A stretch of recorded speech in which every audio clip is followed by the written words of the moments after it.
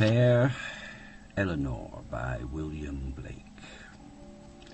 The bell struck one and shook the silent tower. The graves give up their dead, fair Eleanor, walked by the castle gate and looked in. A hollow groan ran through the dreary vaults. She shrieked aloud and sunk upon the steps. On the cold stone her pale cheek.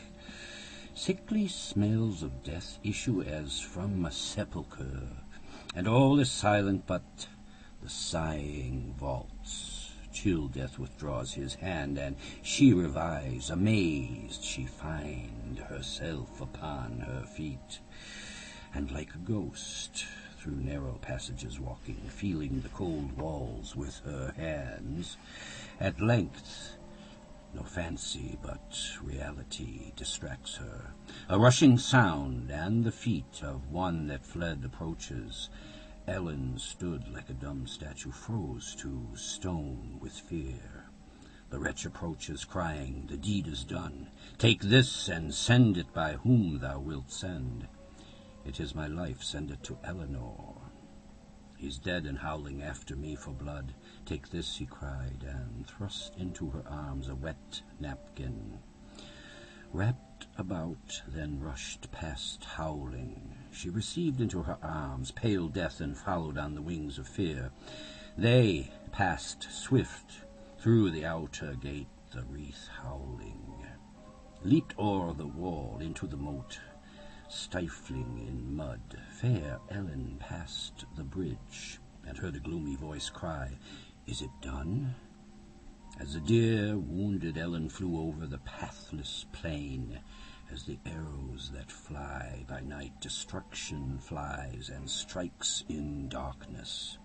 She fled from fear till at her house arrived. Her maids await her. On her bed she falls, the bed of joy, where erst her lord hath pressed.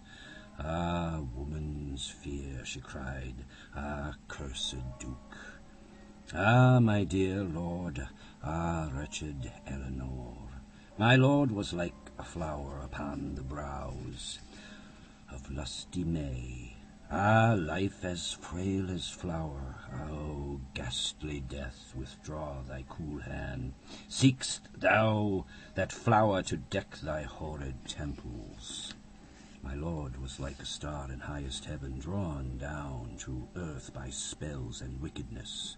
My lord was like the opening eyes of day, when western winds crept softly o'er the flowers. But he is darkened like the summer's noon, clouded, fallen like the stately tree cut down. The breath of heaven dwelt among his leaves. O Eleanor, weak woman, filled with woe.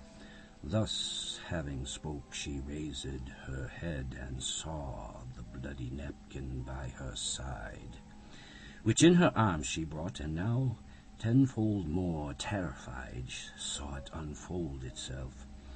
Her eyes were fixed, the bloody cloth unfolds, disclosing to her sight the murdered head of her dear lord, all ghastly pale, clotted with gory blood. It groaned, and thus it spake, "O Eleanor, behold thy husband's head, who, sleeping on the stones of yonder tower, was reft of life by the accursed Duke. A hired villain turned my sleep to death. O Eleanor, beware the cursed Duke. O give him not thy hand. Now I am dead. He seeks thy love, who, coward in the night, hired a villain to bereave my life." She sat with dead cold limbs, stiffened to stone. She took the gory head up in her arms. She kissed the pale lips. She had no tears to shed. She hugged it to her breast, and groaned her last.